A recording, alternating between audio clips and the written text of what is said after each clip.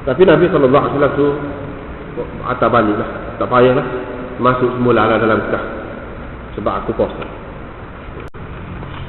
Lepas tu dia pun bangun sembahyang sunnah, sembahyang dengan kami lah, 2 rakaat. Ummu Sulaim dan Ummu Haram berdiri di belakang kami. Sabit berkata, ini perawi daripada Anas ni, dia kata, yang aku pasti ialah dia berkata, Anas kata, Nabi SAW letak aku di sebelah kanan. Di atas satu hamparan sebelah kanan. Itu hak cerita rekah. Dalam cerita hak lain, hak kemudian yang kita sudah baca dan tadi terjemah dah tadi, mula-mula dia duduk di kiri. Nabi SAW pegang dia, dia mari duduk di belakang dia duduk di atas.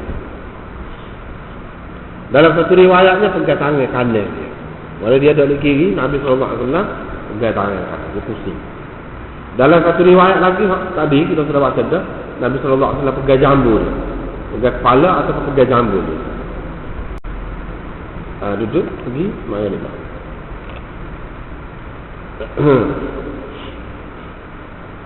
Duduk alif belakang. Alif mari balik belakang ni duduk alif kanan. Jadi hak ni riwayat mula-mula ni sebut dia memperdirikan aku di sebelah kanan. Bukan daripada awal lagi, tidak. Mula-mula aku berdiri sebelah kiri, dia pusing kat kaki, duduk balik kanan. Hak satu lagi tu pun begitu. Mak dia dan seorang perempuan daripada mereka, iaitu Ummu Haram. Tadilah dalam riwayat yang pertama. Mak dia tu, Ummu Sulaim itu mak dia. Dan meletakkannya, memperdirikannya di sebelah kanan. Perempuan itu di belakang lagi. Perempuan itu berdudukan di belakang lagi. Itu cerita Anas ni. Kalau kita perhati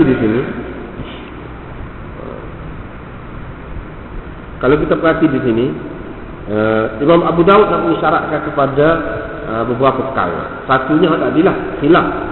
Yang kedua, khilaf tu cara mana? Ada yang mengatakan kalau seorang saja makmum lelaki tu, seorang, dia 2 orang tu, ataupun makmum lelaki seorang, ada lagi hak perempuan hak lain di belakang, maka kedudukannya kena duduk di kanan.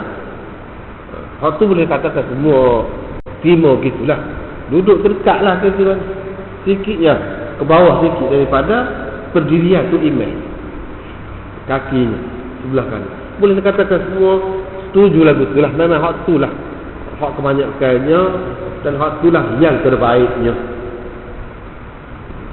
Tetapi kalau duduk di kiri juga, cara mana? Situ ada khilaf. Ada yang mengatakan makruh, ada yang mengatakan tidak makruh, sah semuanya.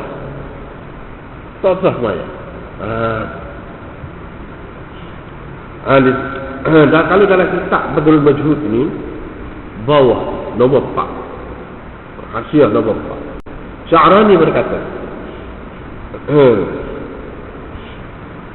di antaranya hak khilaf ni dalam bab ni ialah pendapat 3 ulama mujtahidin itu, iaitu Abu Hanifah, Syafi'i dan Malik, bahawa kalau seorang dia berdiri sebelah kanan tu imam, kalau duduk di kiri tak batas semuanya, tapi makruh. Tetapi Imam Ahmad kata batas. Kok kata batasnya siapa dia? Imam Ahmad.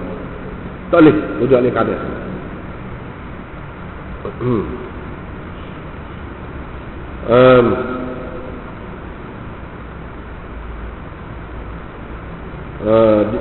Lepas tu ada juga pendapat Sa'id bin Musayyab dan Ibrahim An-Nakhai yang mengatakan kalau makmum seorang, ini pendapat dia, makmum tu dia duduk di belakang, dia imam di belakang, posahnya ni duduk imam kat situ, bukan duduk dekat sebelah di kanan tu dah, duduk di belakang pada sah pertama lah kalau kita kata, duduk situ kok seorang saja.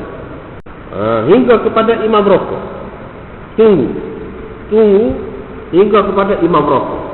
Dalam keadaan itulah, kalau orang mari tunggulah duduk situ. Tapi kalau orang tak mari bukan sampai rokok tu, pergi duduk sebelah imam. Itu pendapat dia. Itu pendapat.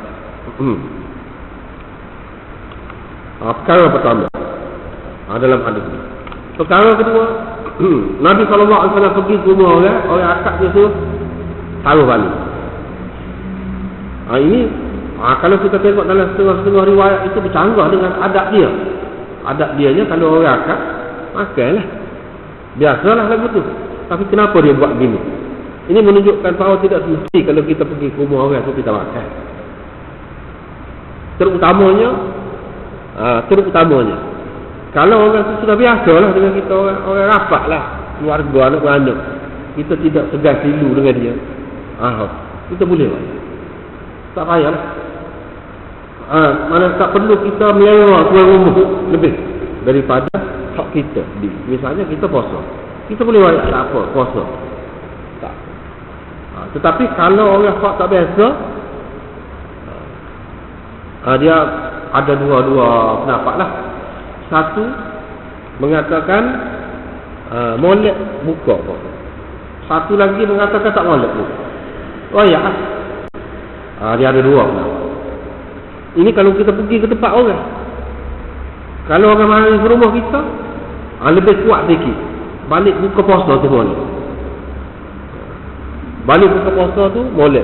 Makan sekali dengan dia, ambil hati dia. Lepas tu hak puasa tak ni, dia ada dua pula pendapat. Kalau sudah dibatalkan, sudah diberhenti, putus lagu tu.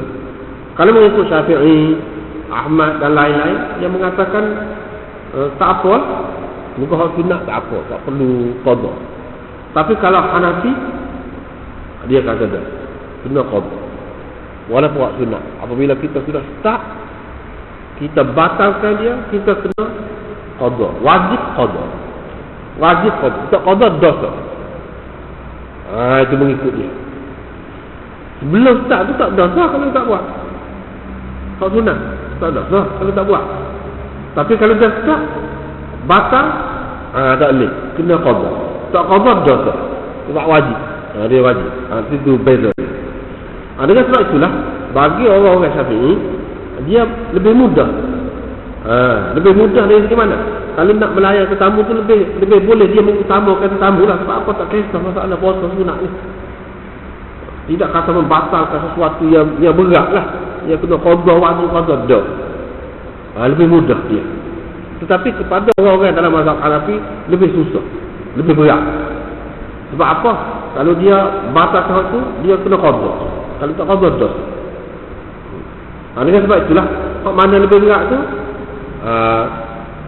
mana lebih kurang bagi dia. Kalau batal kena qada juga. Kalau tidak batal lebih baik lagi tak payah qada.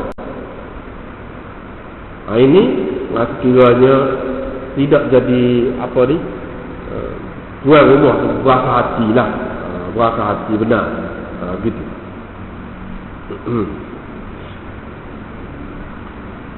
Tak apalah kalau kita rayak, kita puasa, rayak kita berada, itu yang kedua. Yang ketiga, rayak ibadat, kita duduk buat ibadat, tak apa.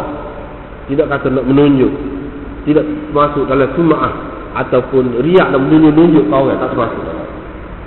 Kita rayak kita puasa, supaya orang kecek kasar dengan kita, kecek dia nak balas dengan kita, rayak kita puasa, tak apa. Kan? Kalau ada sebut, dia suruh rayak kita puasa. Ini tidak termasuk dalam nak menunjuk-nunjuk, nak suruh orang tahu kita ni buat ibadah. Tidak, tak termasuk dalam. Bahkan rayak hak sebenar, kalau tidak dia boleh jadi kecil hati. Rayak puasa tak apa. Itu perkara yang kedua. Adalah hadis ni. Perkara yang ketiga, hak kita nak adu baik tu, nak jamu orang. Hak ni terpulang kepada adat, terpulang kepada adat dan hak setempat tu, makanan yang biasa dimakan setempat. Hak ni dalam masyarakat dia biasa nak dapat, mudah nak dapat minyak sapi dengan wasama. Kita kata kalau kita orang Melayu lah kita, tak ada kamu, saya nak makan tu kita ada minyak sapi dengan wasama, nak dicah kalau ke mana? Tak tahu pun.